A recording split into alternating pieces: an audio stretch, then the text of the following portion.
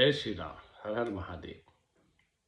आज हम चर्चा करेंगे नरेंद्र मोदी जी द्वारा भारत की सुरक्षा, सामरिक शक्ति और बॉर्डर इंफ्रास्ट्रक्चर पर किए गए वो कार्य जो मनमोहन सिंह सरकार और पूर्ववर्ती सरकारों में यह बोलकर नहीं किया जाता था कि बॉर्डर इंफ्रास्ट्रक्चर डेवलप करना मतलब एक तरीके से दुश्मन की सेना को भारत की सीमा में घुसने का एक रास्ता, सरल रास्ता दे देना। आपको याद होगा कुछ बॉर्डर इंफ्रास्ट्रक्चर और सैन्य उपकरणों की खरीदारी को यह कहकर बोला गया था कि हमारे पास पैसे नहीं हैं। याद रखिए वो दिन जब भारत के रक्षा सौदों को यह कहकर टाला जाता था कि पैसे नहीं हैं और दुश्मन की सेनाएं हमारे टेरिटरी में आसानी से आ जाएंगी अगर बॉर्डर इंफ्रास्ट्रक्चर डेवलप किया गया तो।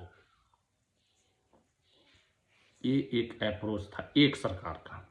उसके बाद पदार्पण होता है 2014 में नरेंद्र मोदी जी का।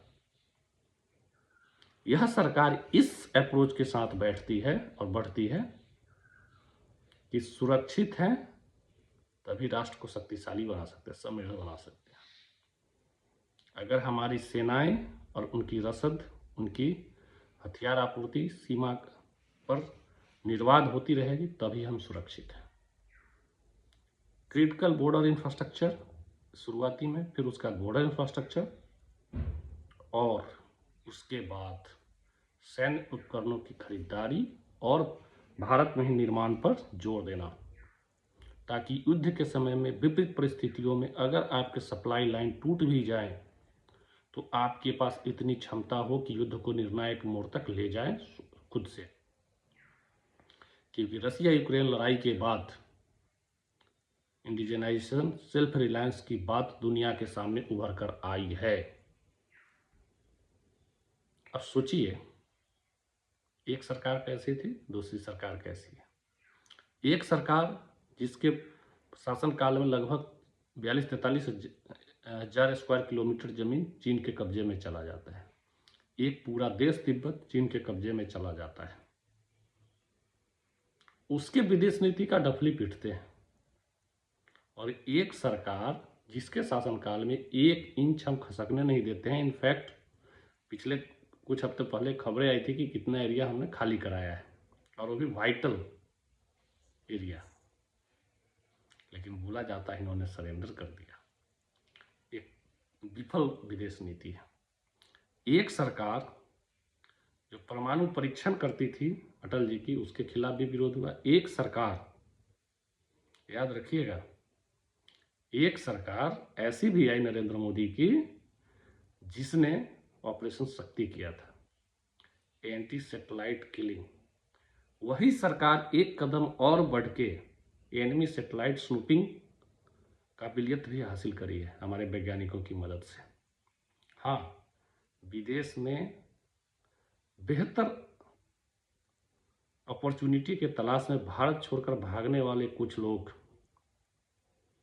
दिन रात DRDO, HAL वगैरह को कोसते रहते हैं। उनको बेहतर अपॉर्चुनिटी चाहिए और इन संस्थानों को बेहतर सरकारी सहयोग चाहिए और दिशा चाहिए, जो दिशा मिलने पर इन्होंने करके दिखाया है। सोचिए सरकार का फर्क और सरकार बदलते ही राष्ट्र के अप्रोच का फर्क। उसके बाद यही सरकार है कि बॉर्डर पर वाइब्रेंट विलेज प्रोग्राम, याद रखिएगा, सबसे क्रिटिकल होगा युद्ध के समय में और विपद परिस्थितियों में। Vibrant village programme, never leave your border unattended in the critical time, sudden time, you have some stock of your supplies with the villagers so that your soldiers can survive for timing till the reinforcement arrives to them. Your civilians are also the guard of the borders. Always mind it. उसके बाद approach कैसे बदला है वो मैं बताऊंगा। आज से कुछ साल पहले जब यूपीए की सरकार थी, प्रधानमंत्री मनमोहन सिंह, याद रखिएगा, असम से राज्यसभा के सांसद थे, उत्तर पूर्व से, ठीक। जब अरुणाचल उनको घूमने का इच्छा हुआ, तो मैं घूमना ही बोलूँगा क्योंकि कार्य तो कुछ किए नहीं।